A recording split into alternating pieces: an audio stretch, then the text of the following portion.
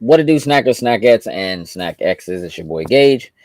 I am here with the Loading Snacks Movie Club admins. That includes Frosty and Jokes and Sin. What's happening? And we are here to discuss with you Get Smart from 2008. This movie club movie is my fault. And I don't care. Before I go around the room, kind of get some early impressions, some thoughts, some early scores before we start digging into things and talking about all of the whatever, I do want to ask, I'm going to start with you, Frosty. Which version of this movie did you watch? Whatever was on Max. Okay. The only version. I was like, is there another one? Like, according to Sin,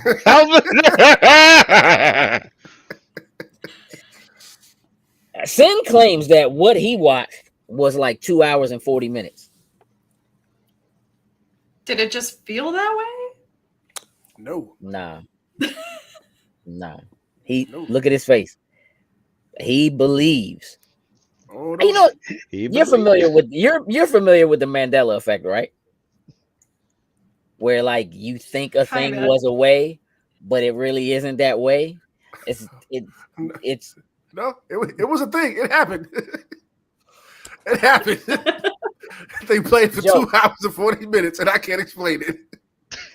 You were high. I have mine on pause. No, I was not. I told you, I was not at the point. Not at the point. I just got back here from dog sitting. I played it. I was cleaning up while I had it on. That thing played for the whole time. And it felt wrong the entire time. Like, this movie's still going on. I would hit the button, just see what the little bar is. I'm like, we're halfway through this? Something's wrong. No, sir. No, sir. I went back and watched it today at work. And it got to like halfway through it, and the movie was like ending. Like, I don't know what's wrong with the version that's on Plex, but it's just weird. But you swore. You swore. 2 hours and 40 minutes. Yes, I did. Unfortunately, but I did. You added an entire hour to this movie that did not. I didn't add it to it. It was on Plex. This dude had the unreleased director's cut, Dwayne Johnson special edition. What? I don't know. That is. I can't call it. Office cut scene and all that good stuff. If it was there, that'd have been different, but it wasn't. It was just the movie. All right. So the rest of us watched the hour and like 40-minute version of this movie. Very much so. Which again is the only version of this movie that exists. Sin watched the International Space Station joint. I don't know what I don't know what you were doing. Last night it turned into a whole thing where Sin was like, Jokes, you ain't watched this yet? Man, this thing like 3 hours long. You better watch this. And we were like, what? Nah. I was like, I've seen this joke before. Here's the crazy thing. It ain't 3 hours long. I shared my screen and showed them what I watched on Plex, and it was timed at 2 hours and 39 minutes. No, this dude, you showed us that it said it was that long, and then I was like, turn it on and watch the movie. And I was like, no, scroll through to the joint. And at like an hour and 40 minutes, it was the credits. And it was still like a lot of bar left. But you were trying to act like that's not what happened. You were swelling. You was like, nah, that's on 3 hours. Hey, look, like I said, it ran 2 hours and 40 minutes when I was watching the TV, so I can't call it. But you swore up and down. It's like, nah, I watched because 2 hours and 40 minutes. No, I watched the whole thing. I did. That's what I did. I was looking at I was timing it for All In. It was going to be over. You just watched the black screen for an hour. Were you just making stuff up, making missions up, all this type of stuff in between? No. What happened is Sim watched the joint during daylight savings time. That none of it like he just it hit 2 o'clock. And then at 3:00, it was 2:00, and my man was like, "Oh yeah, this joint 2 hours long." I don't know what happened. But I watched it, so I think we all saw the same film. I'm pretty sure we all saw the same film. Yes. All right. This movie, which released in 2008, is a movie that was based on a show that was based on a movie from like the 60s. Which I used to watch like reruns of back in the day. It used to come on like I don't know, before, like after like Gilligan's Island or something like that.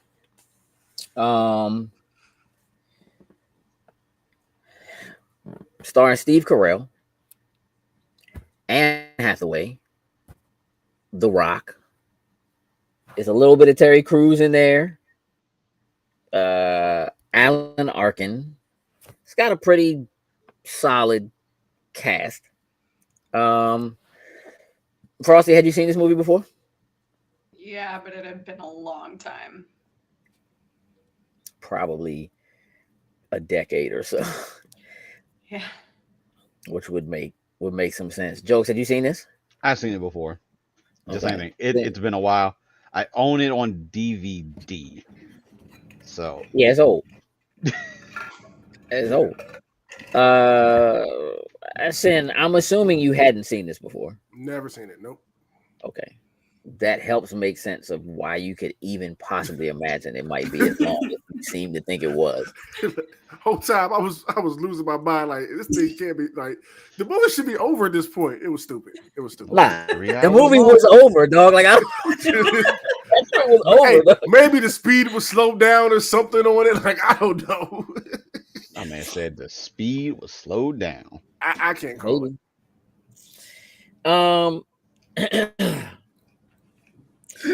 In this movie, Steve Carell takes on the role of kind of the titular character. So he plays a character called Maxwell Smart, who is like this oddly smart, kind of lovable idiot. He's like a smart, lovable idiot. Like, you know, he's intelligent, but like not necessarily like cut out to, or it doesn't seem like he's cut out to be a spy. He works for a spy organization. And in the movie, just to kind of give sort of an overarching idea of like what's happening here, when the film starts, he is an analyst for this spy organization called Control, which is an organization that has, I guess, an arch nemesis in another spy organization called Chaos. And Steve Carell's character wants to be like a spy. Like, he don't want to be an analyst. My man wants get me in the field. Go out in the field agent, and do that work. He wants to be a field agent. And so, like, the top agent, Agent 23, is played by The Rock. Of course, you know, Steve Carell's character is bumbling and kind of like goofy, and The Rock is smooth and debonair and just kind of like, he's dumb too, but like he's kind of dumb too. And all he wants to do is like, he wants to do that. He wants to do what The Rock does. He doesn't necessarily want to be The Rock, but he wants to do what The Rock does. Right. So that's kind of like where we are in a nutshell at the beginning of what this movie is. I don't know what your expectations for what this movie was, like, kind of knowing as a comedy going into it, but Frosty, what are your impressions / grade like right now before we talk about anything? So Steve Carell is like another one of those Will Ferrell types to me. He tends to play the same character in a lot of his bigger stuff. So it's not, I don't really like watching his stuff. I was kind of dreading this one. I remember not hating this movie, but I also remember like it not being something that I'd be like, yeah, I'll watch that again. Right. My dad loves it though. We rewatch it all the time. But I guess like my overall grade would probably be like, I'm nice, so a 6. Okay. Sin? I'm also at a 6. What I expected from this movie was 1,000% exactly what I got. And the entire time watching it, I just couldn't get out of my mind that this just seems like a Michael Scott production, like the whole way through. Yeah. So with that there, and like, okay, all right, this is cool, fun little thing or whatever. Like, okay, it is what it is. Yeah. Jokes? I'm slightly high. I'm at a 7. I enjoyed it. Like, I'm a fan of Steve Carell. Like, even though his comedy and pretty much everything that he's in is essentially the same exact thing. Looking at it now, it's kind of like, okay, I know what I'm getting when I go back in because I hadn't seen it in years. But I enjoyed it. Like, it had some moments, but other than that, like, it's just one of those, just like Frosty said, watched it, cool. I don't really have the drive to need to go back and see it again otherwise than like a movie club type of thing. Which is probably where it should be. Here's the thing. This movie, like against my better judgment, this movie is like an 8 for me. And it's not because it's a good movie. It's like, as a fan of like the original show, it's like spot on. It is very much in that vein of like Mel Brooks films. Sin, do me a favor and jump and grab the chat if you can. And the Steve Carell is basically the embodiment of Maxwell Smart. Like, as this character was originally played, it's like to a T. Like, if you were to go back and look at old episodes, which like I think all of them are available on like YouTube, like you can just go look at them. It's very like, if you were to take like the 60s Batman show and like think about like how silly that is. Like, as a kid, I didn't really know it was silly. That just was Batman. But like, gadgets, shoe phone, watch gadgets, like it's very much a parody of like Mission Impossible and like all that kind of stuff. And it's supposed to not take itself seriously. And so there are things that he says, like one of Maxwell Smart's like main catchphrases is "missed it by that much." Like, that is a thing that he says. And so like Steve Carell says that. If you don't know that, it doesn't mean anything to you. It's probably why your father really enjoys the show, like enjoys the movie, Frosty, because he's like, it's like spot on.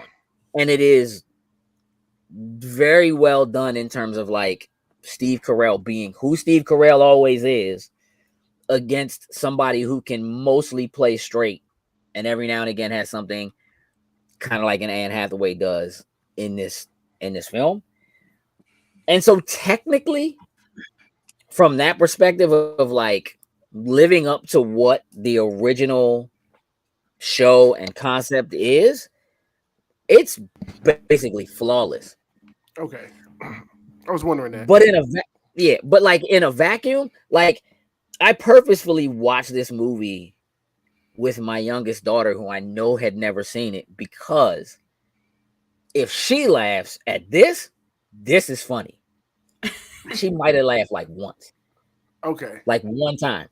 And if I recall, she laughed at the one thing in this movie that no matter how many times I see it, I'm in tears. And I'm not telling you what that is right now. Okay. I'm not telling you what it is. Okay. But we're gonna get there. Like, at first, I was getting like a feeling like, I don't know if this is gonna be funny to me. Like, I don't know, maybe it's just too old or something like that.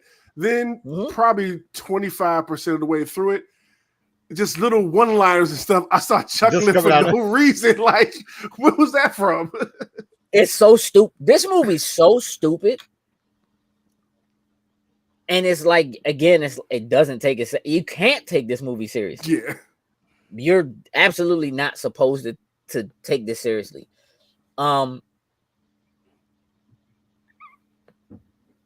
Frosty, Yeah. as someone who it seems like could have been forced to watch this multiple times with their father. Come on down. It's time to watch movie again. That's too damn bad. Hey, listen, come watch all 3 hours of this movie. But I don't want to, Grandpa. That's too damn bad.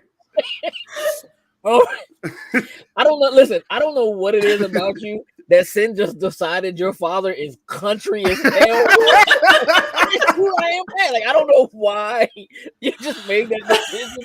Sin, like, we have met your father. He is not country like at all. Like, It was funnier that way. it was definitely funnier that way.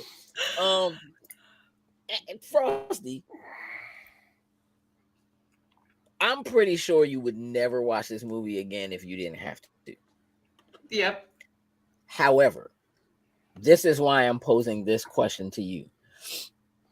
What do you feel like are the redeeming qualities of this film?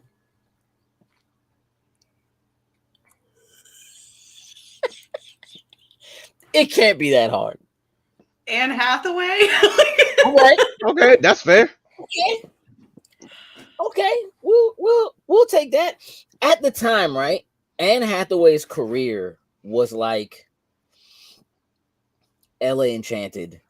Mm-hmm. And like she had done levels of comedy, but like I don't think at this point she was taken seriously as an actress. And this role, I know people, when she went in to try to get this role. Hey, What's up, Al?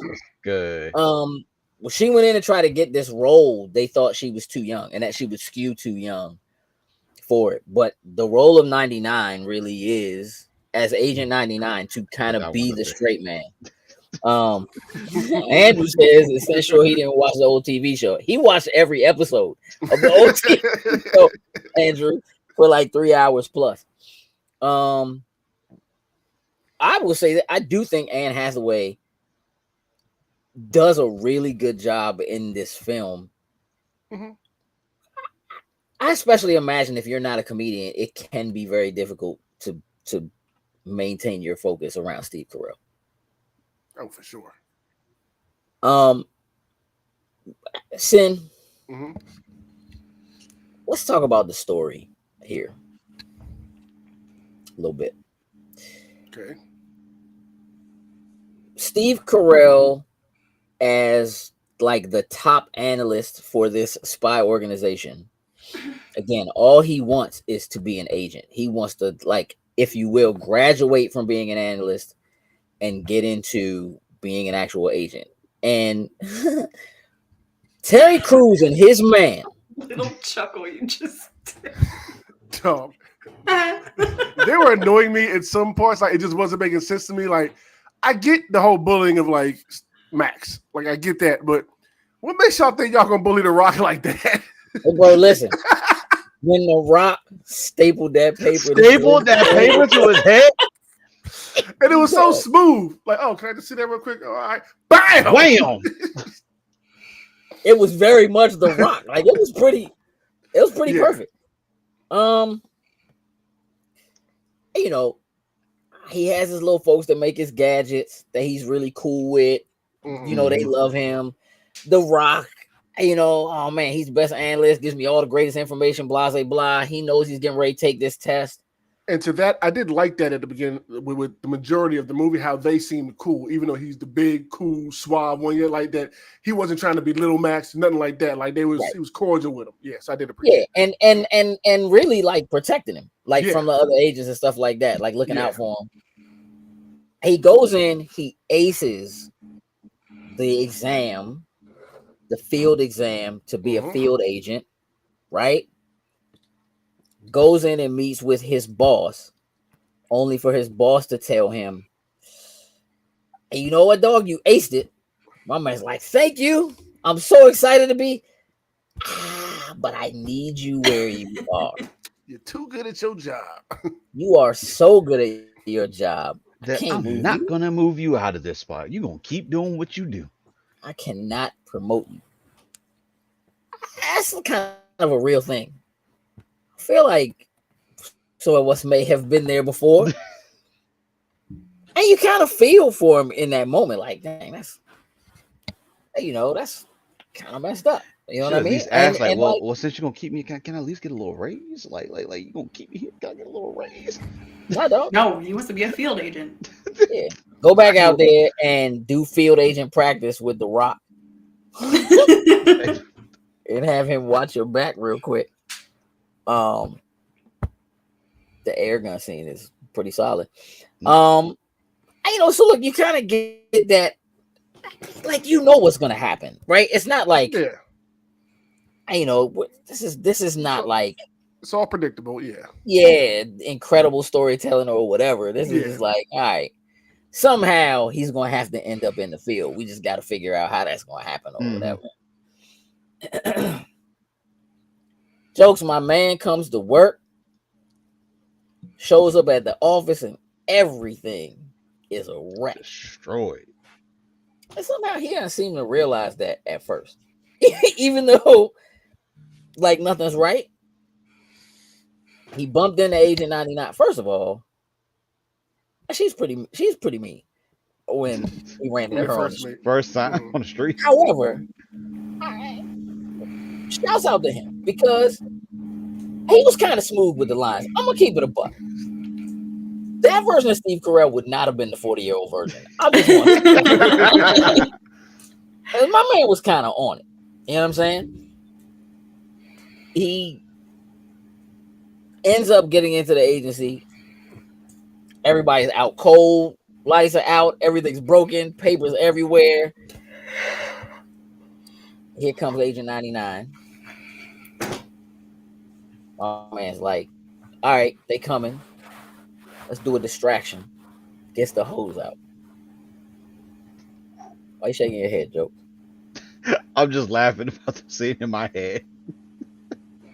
Because he had it under control. And she's trying to tell him what they should do. And my man is like, shh. She's like, are you shushing me? Yes, shorty, shut up.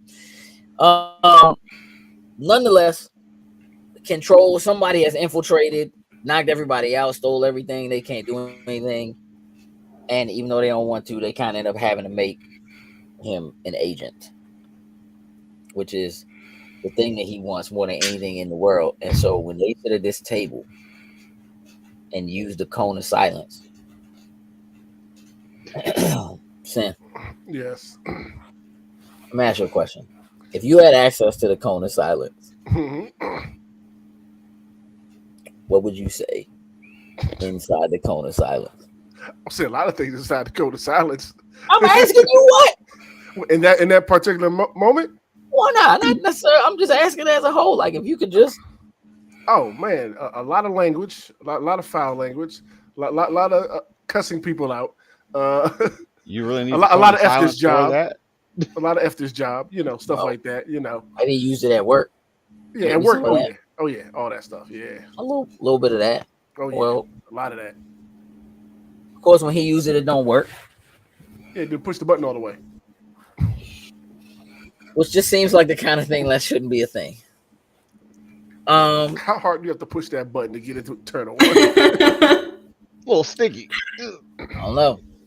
But that joint shouldn't have been anywhere near as difficult to operate as my man's like Swiss Army knife crossbow. Crossbow or flamethrower. All of the above. He took a lot of arrows to the face. I was at Elegante in that joint, bro. That was like, I think so. That they were fighting in the air on the way to the ground. There's definitely a bad guy back there. So you're profiling. Hey, listen, I hadn't seen this movie in so long, and that dude. Hey, Sam, I don't know if you recognize that dude. Yeah, I recognize him. I forgot he was in the movie. So he said, "Oh yeah, like the terrorist, whatever." Back there, I was like, "Yeah, he looked like one right now." sorry. Definitely looking like a terrorist. Definitely For looking sure. like a terrorist. I said, what's your favorite part of this movie? A lot of little one-liners, but probably with him getting shot in the face in the bathroom in the air. That probably is my favorite part, I think. Because he just couldn't stop missing. He kept shooting himself in the face. His little lines where he would get shot and stuff like that was just hilarious to me. Like, it might be that scene overall. Jokes, what's your favorite scene in this movie? Same thing, like some of those one-liners, but when Max was in the car with the chief, and then when they ended up crashing, and Max had asked him, you know, like, are you thinking what I'm thinking? He was like, holy shit, there's a Swordfish on the stand. I think that's probably my favorite one, because it was like the way he said it, it was so serious in the moment of it, but you can't help but just to laugh. Frosty, do you have a favorite moment from this movie that isn't the credits?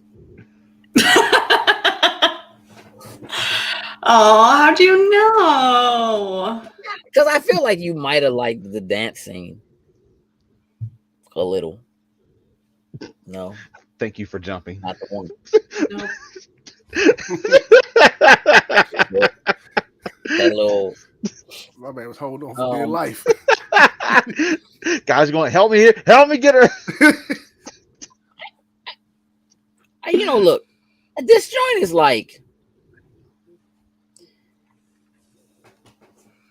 almost too predictable. Not predictable to a fault, but like when you see a gag coming, you know the gag is coming. Like it's not even like there's not. It's like the laser scene when they're like.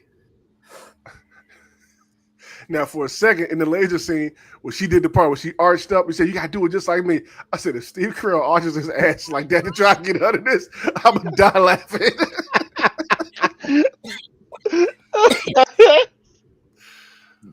No, that makes sense though, because you know you it could have gone that direction. Like that would have been funny to see him do exactly the same thing that she did, but then when he starts doing the split and like turns around and looks back, like it's all so just like it's very paint by numbers. It's never boring. It's just it's there. You know what I mean? It's not like I don't know, like I couldn't have necessarily like called it when he goes to like after they do that scene and she's like hacking into the computer and he goes to walk into the other room and he goes to like part the door beads, the little beads in the joints, and all of them joints fall. Like it's not.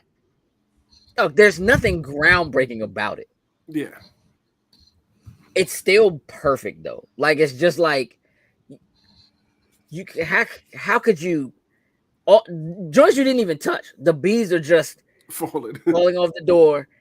You know what I mean? Hitting the wall, and then like the guys show up and they just beat them up. Like it's not even like, you know, you kind of figure, all right, well they not getting caught. This isn't like they'll get whatever information it is they, you know, they have to get. You kind of have to know there's a mole on the inside. It feels predictable that it's The Rock. You know what I mean? As the person who, you know, I did like the I can't think of his name, but the dude who played the villain. Okay. Oh yeah, I love him. So my man, the only person I know that snore while being awake. Awake. My man was standing next to him. Hey, bro, and it was like when he said it on the phone, bro.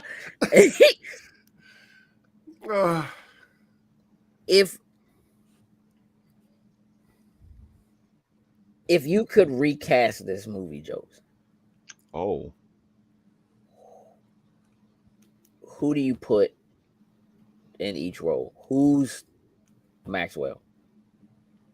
I'm gonna be honest with you. Maxwell, I don't think I could recast as somebody else. With that type of Steve Carell, like that type of comedy that he like goes after, I can't like obviously you could probably put someone in that would be more of the I'm trying to think of the right word to say for it, that just wants to just create comedy like on purpose versus, as accidents and things happening and kind of being smooth with it. I think you could probably switch somebody out like that. But Steve Carell, I probably wouldn't necessarily switch out of his position. Um, I feel like The Rock, you could potentially switch out with, John you may Cena. throw. I was thinking John Cena.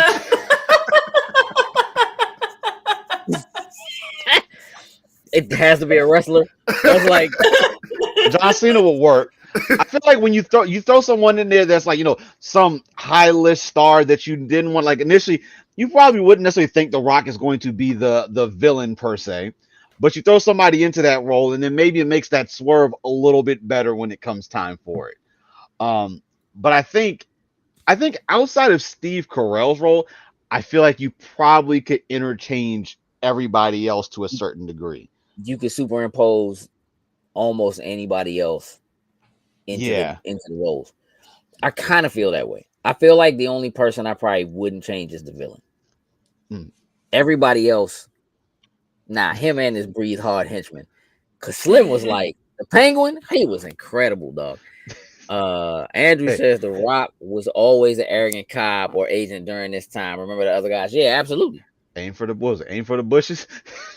When he wasn't the star, man, there's a reason why we don't watch the Scorpion King. I'd veto that. If somebody picked that joint, it's getting vetoed. Not watching the Scorpion. I don't care. It doesn't matter. You just heard what I said. Like, it wouldn't even matter. Frosty, could you recast this movie? Would you like? Could you recast this and make it better? I feel like I don't care enough to want to think about it. I don't know if it's the writing or if it is Steve Carell. Like, it could just be a combination of the two. Like, it does feel like a Steve Carell movie. Mm-hmm. So that might just be where the problem lies. In a lot of ways, I'm in the same place you are, where like you brought up Will Ferrell. I generally don't like Will Ferrell's work. Love Will Ferrell's work. Yeah, but all right, but like I don't generally find Will Ferrell's movies like, at least not him in them. Like, the only Will Ferrell movie that I would tell you like I love that movie is Elf. Not Talladega Nights. That's nope. Never seen that. I hate that movie so I much. love Talladega Nights. Step Brothers. Step Brothers is Step Brothers is kind of a golden moment. There definitely are moments in Step Brothers that are like, all right, well, this one. And then there's the one like exactly. And there's the one where they like went to like they were like old college friends. What I can't think of the name of it right now, but for the most part, like, I don't like his work, so I can understand that. Like, if you're kind of in that same space, like if you've seen this, if you've seen The Office, if you've seen 40-Year-Old Virgin, if you've seen Date Night, if you like, they all just kind of feel like, but that's not always necessarily bad. Like, Will Ferrell movies feel like Will Ferrell movies. Adam Sandler movies. A lot of people love that. Like, they love that Adam feels Sandler's the same type of comedy, just like a little bit different of a story. Like, because I don't mind Adam Sandler for the most part. I actually enjoy Adam Sandler movies and Jim Carrey. Happy Gilmore too. I'm like, let's go. New Happy Gilmore, I'm all in. Yeah, but he also has like, know. Weird. Like, why do I like these comedians but not these comedians? I don't know. Yeah, I mean, it's an interesting thing because this movie, like I said, I think if you know the original content that it is trying to kind of like bring into that era, because that's not this era anymore. This movie was 2008.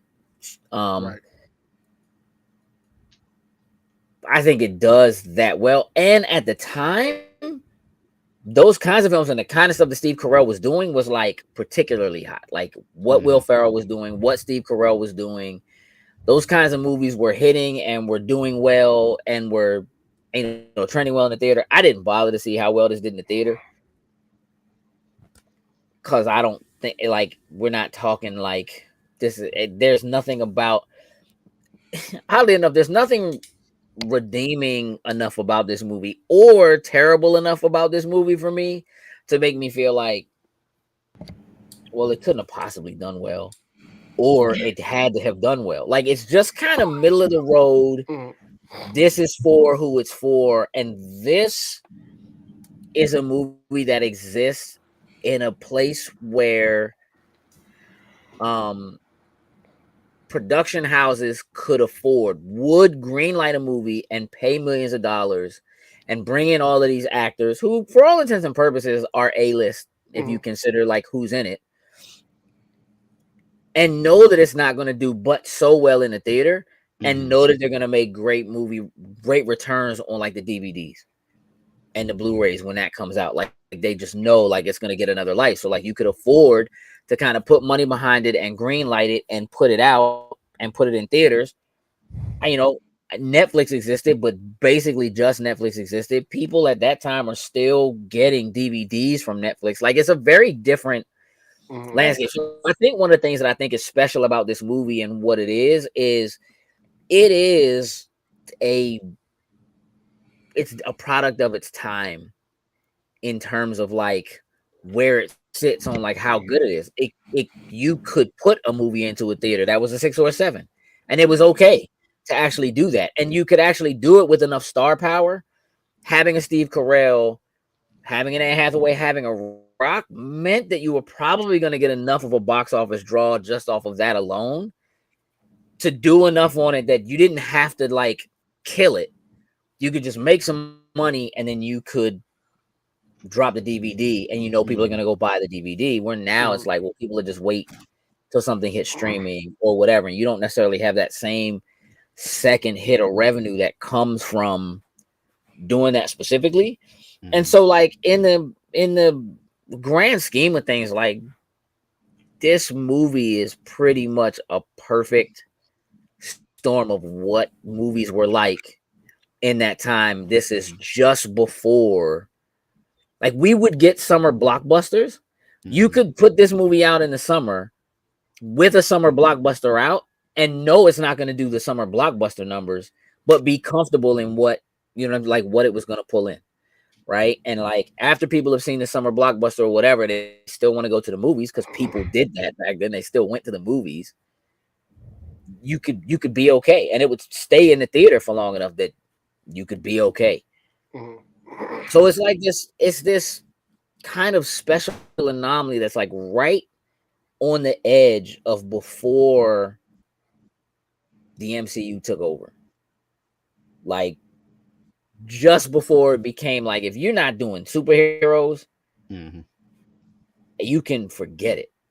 Like this is just before that hit and really changed the landscape of what it meant to be able to make a film, put it in the theater, and feel comfortable about it, and like get those kinds of stories and stuff greenlight. This is a kind of movie that like now if somebody wanted to do this is going to be like maybe 6 episodes on some streaming service. Or it's going to be a straight, you know what I mean? Like it's not that kind of a thing. So it's weird. I have like kind of a strange, I think, appreciation for it in that sense, that like, you know, this is not the kind of joint you're gonna be like, everybody, yo, you gotta see this movie. You're gonna die laughing. You're gonna be, this gonna be the best 3 hours you ever spent. That it was not. At least you were able to pause it and go to the bathroom when you needed to during that 3 hours. True. Absolutely. Here, I got up and made cookies. I couldn't stand sitting there watching it anymore. I had to get up. Did you eat the cookies while you were watching the second part of it or whatever? I ate the cookie dough, yeah. You ate the cookie dough. Cookie dough. It's no bake, so it didn't have like eggs or anything in it. Oh, okay. Got it. Okay. Boo. Did that make the second part of it better because you had cookie dough? No. Cookie dough. Dang, it's pretty tough. Sam, what would make this movie better?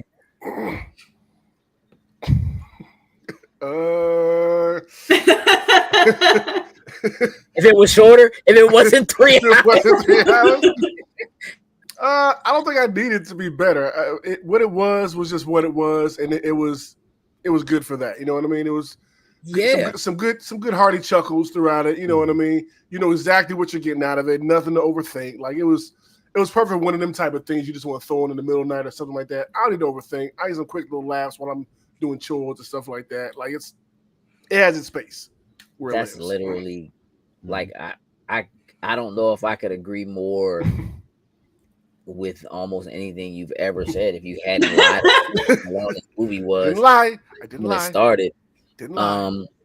Not because I think the same thing. Jokes, do you think? Is there something like what would you? I would leave this alone because it's like if you change anything, I feel like it's gonna take away kind of what the movie. Like it literally was designed.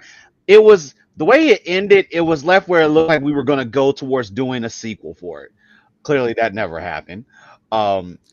Just introducing the character in there that I believe I forget his name, but I believe that name is something major within the original Get Smart show.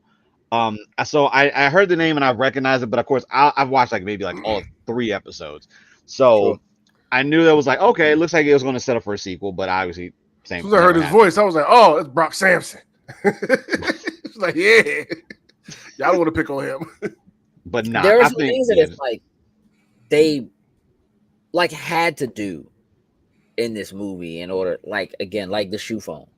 But the fact that they made it, they like tried to tie it back to the original one by like him getting the car and the shoe phone from the museum and using those things, like those are things that were tropes. So like if you think about like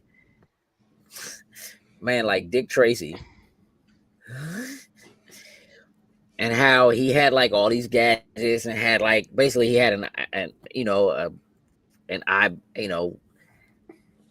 iPhone, iWatch, like you know what I mean, like video phone, all that kind of stuff, like all of that kind of stuff that was like unthinkable back then, but that's what they had or whatever. That kind of thing, like having a shoe phone and being able to talk to anybody, and like they were silly gadgets. And it's like you can't do this movie without putting those things in it, because anybody who's going to see this, most of the people who are going to see this are people who are familiar with it, because otherwise, why are you going to see this? I didn't know if you just said something, but that was good to know that whole scene or whatever with the car and it paid back to the original, show, whatever. Like, I didn't know it, watch it, but that's cool. Yeah, like that's the car he used to drive. That was his suit. That was, again, the shoe phone was like the gadget. Like that was the, like for real, like you gotta understand. This is Inspector Gadget. Like this was the live action. That was all I was thinking. Yeah. Inspector. It's the same voice. Like it's the same dude who did Inspector Gadget is Maxwell Smart in the original show. So like he's Inspector Gadget. Like it's supposed to be silly. You know what I mean? Again, he's a bumbling spy who like manages to get it right mostly by accident. You know what I'm saying? That's just kind of like how it works. So like those kind of things, missed it by that much, and like those are things that like they have to be there, and you kind of have to force them to happen, while you also try to add in things that like are being hanging off the side of a SUV on fire, flying down the railroad tracks towards a train, kind of thing. Like you kind of have to have something to bring it. To bring it forward, and otherwise you don't like why are you doing this? That's the whole point. So like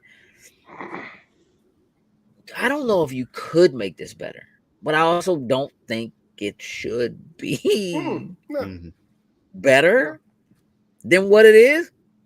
Sin, listen to me. When they capture Max and they take him to like the interrogation room. Okay. And leave him in the room with the little dude, right? And he starts talking about how my man was not ready for the element of surprise, and he grabs the corded phone. and throws that joint in it, bro. That Joe sprung back. Bro, I cry every time. That joint destroys me. It is the stupidest. It's so stupid, and it's so perfect. Because he knew he had it. What? He had it, dog. There's no like. He was ready to get his shit out off. Bruh. I don't like. It's so stupid that like I can't like I wouldn't change any of that. I don't know if I don't know if anybody found it as funny as I did, but I was thinking this whole time. The first time I really hearty chuckled, laughed watching this is with Bill Murray in the tree. It just randomly shows the tree. And Steve Carell's trying to get away from him so he doesn't have to have the conversation. And he tried to step off. He's like, "What time you coming back?" No, I bust out laughing when he asked him that. Coming back? Oh, I get it. Nobody wants to talk to the guy in the tree. I see the tree. No, just go inside. First of all, Pretty why funny. was Bill Murray in I that tree? don't Like, know. Tree, like there's something special about the fact that he seemed like he belonged in that tree. It was just random. But also, It was really funny when like he pulled off the cover and then like tucked his head in, like he just like stuck himself in the joint like a photo op, like one of those like Yes. round Yes. photo ops where you dress like somebody else. And then I'll be honest, like I'm thinking to myself, Maxwell can't be a field agent, but somebody made Steve. They made Bill Murray a field agent. Like they put Slim in the field, but him being in the field, I really feel like if they would have Became put one Max with in the the field field. before that, that's what they would have done to him. They would have stuck him in a tree. You're the tree And guy. been like listen, no, he became one with the field. 100% Oh, no. a field agent. You're terrible. Literally. That's Oh my enough out of God. you. Dad jokes. Dad jokes. That's enough out of you. And you know what, Jokes? Hey, Jokes, you hit 35, dog, and something just you just you know, like you're so like what happened, bro? Like like what is going on, dog? Do you see my thumb? This is how I feel. Like you just all the time, dog. Just he became one. Clip that. Sin. He became one with. He does it with like his eyebrow up, saying like he's so like. He's so with his dad jokes bag. Yeah. Get Ah, out of here, dog. Shut up, sir.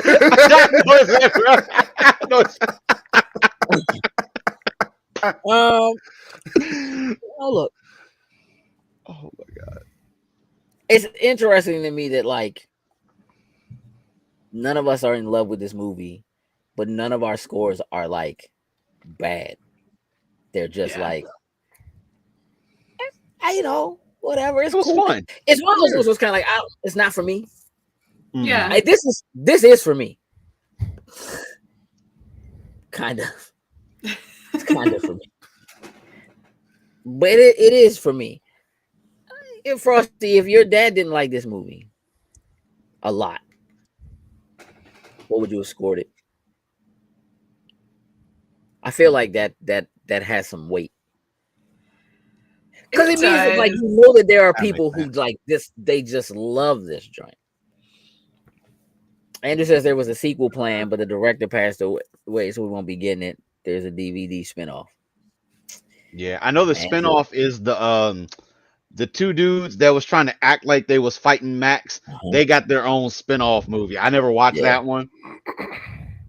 Again, we're in the follow-up that. path of like this is like Super Troopers. This is like the kind of stuff they were doing and putting out that was like doing really well. These are the dumb Harold and Kumar, like all of these movies that were like existing at that time, where it's like, hey, bro, they would never make these movies now. You would there's no way they would do any of this. So in that time frame, whatever. Frosty would just be like a 4, a 3 if your dad didn't love it. No, I probably a 4. Does he know you don't like it? No, he was like talking about how like he does now. Just told everybody about it. Well. Well, I mean, he didn't like specifically ask me. He was like, the movies that I put on when I need something in the background. He loves the movie Spy. Yeah, which is great. I love that one, and I can't stand Melissa McCarthy. So I'm gonna tell you that was almost what the movie was this month. It was gonna be Spy, and my mother loves that movie. My mother was like, "You guys should do Spy," and I almost didn't, and I was like, "Nope, get smart." Get smart. But yeah, he like mentioned, he was like, "Get smart," and I was like, Come on. I mean, you could put Spy on instead. Yeah, Spy's really like good. when I'm at the house, he likes background noise too. So when I'm usually at the house, and I'm not even kidding, I go over there once a week, and at least 3 weeks in a row, Spy was on. He did that for you. He wanted to watch Get Smart. Yep. You over there ruining it. Ruining He loves you, so he's like, all right. I put on her favorite movie. See, look, Mom, look how you treat your mother. Watch Spy another time or something if somebody else picks it. But like, Sin. Yeah. A 6. Yep. Firm. Yes. Can you be quiet? Yeah. Hey, listen. Slim was like, nah, dog. Let me tell you how all 3 hours of that joint, you was in here giggling, laughing. You over there trying to snitch. Snitching on you like, hey, you lying. Like, you was definitely in here for 3 hours having a good time. Jokes. 7. I'm Solid. good with my 7. All right. Frosty, you can keep a 6? Yeah. For Dad. Yep. We'll let him know. All right. Make sure he's aware that you like it enough that he can put it on next time you're at the house. I'm leaving. Yeah, like here's the thing. This movie's like a 5, but I'm giving it an 8 because because it really is. It's like it's a 5, but like at the time, it was an 8. Like I just think it was exactly what it was supposed to be. Like I think everything that this movie set out to do, it does perfectly well. The kind of comedy it is, the casting I think is perfect. The setting is perfect. The one-liners are perfect. Everything this movie was attempting to do, I feel like it landed on with 0 mistakes. I literally don't think this movie does anything wrong. Even if it's a movie that's like not for you, it's not what you want in a movie, it's not what you would choose to sit down. Like it literally hits this movie is exactly what it's supposed to be. A lot of times I feel like I ding a movie because what it feels like it's trying to do, the story is trying to tell, like it just doesn't quite land. Parts of the story don't make sense, or you know what I mean? There's something, the effects look terrible, like, whatever it is. Like I will ding a movie for all of those kinds of things. I will say that a movie is great when it feels like it overextends. It's like it's better than expected. It does more than what I feel like it should. Yes, Frosty. I just realized what my favorite scene would have been. Okay, let's go. When they were on the roof and they were like, we got to figure out where the president is. And those planes fly by. Oh. They're telling you where the president is? Literally. I got to go get a paper. Like, okay. It's dumb. Yeah. That's so dumb. So like, and you can tell that like there's moments that like Steve Carell is the kind of person that just ad libs. Just like does stuff, and you could tell that they kind of just like let him do what he wants to do, kind of just go with some of that. But like, man, like as far as checking off the boxes of like everything, I feel like this joint was supposed to do, everything they set out to make it be. Like, I don't think there's one single thing I could call out and be like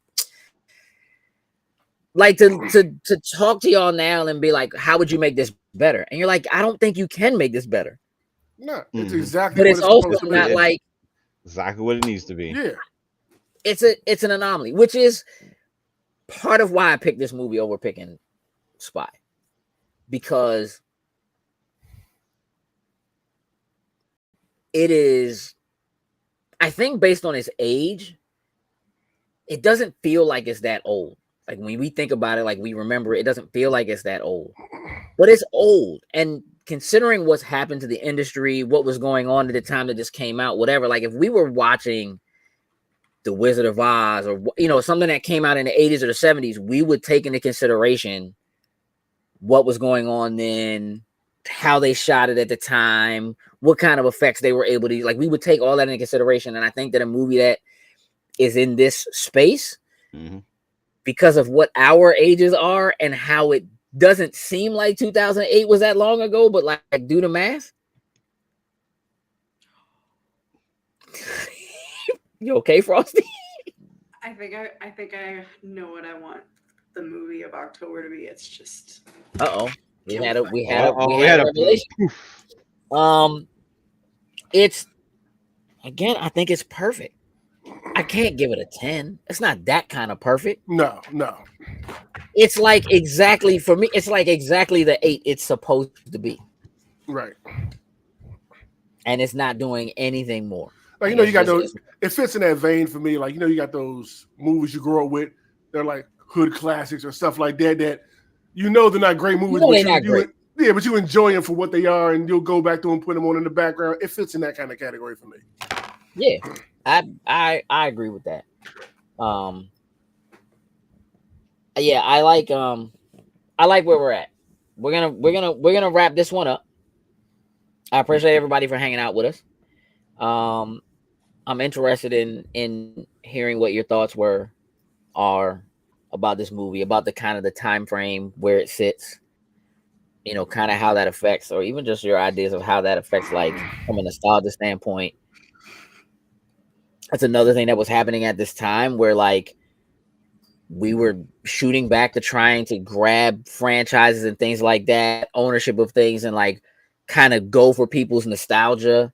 Lord of the Rings had done it. Like, it just, you know what I mean? Like, they even did another Superman movie. They did a Superman Returns. Like, they were just like anything like they could kind of like get their hands on. They were really kind of trying to put back in front of people and use that nostalgia to kind of get people in the theater and that kind of thing. So, yeah, it's an interesting product of its time that I think probably does everything it's supposed to do better than most other things did. So, having said that, we're gonna get out of here. Don't know what the movie for next month is gonna be yet, but we'll figure it out and let you know when we know. Who does the pick next month? Technically, it's Coop. Me and Coop reversed. Like, it was supposed to be Got it. Me than him, but it was the other way around. So like didn't Coop pick Missing? He did. No, he did Okay. pick Missing. He did, but like the way the list worked out, it was supposed to be his pick, then my pick, then his pick, then my pick, and we did it the other way around. Okay. We did mine, his, my his. So he's technically next, and then Frosty is after that. And she's already figured out, I guess, what that's going to be. Yeah. Depends on if I can find it. Okay, we'll figure it out. Again, this has been your discussion on Get Smart from 2008, Loading Science Movie Club. Thank y'all for tuning in, for hanging out. We'll be discussing how we want to pick movies for next year soon, and how we can involve you all who are hanging out and watching, and those who are in the chat in that process for next year. We'll let you know when we decide to do that. Tune in tomorrow, Loading Snacks Weekly. It's gonna be a pretty good show. There's a lot of stuff going on. I'm not gonna, tell you what it is. Andrew, we will see you tomorrow. I hope you have a wonderful evening. With that, for myself, Gage, for Frosty, for Jokes, and for Sin, we are out. Toodles and Lose. I'm gonna push the button. Push it. But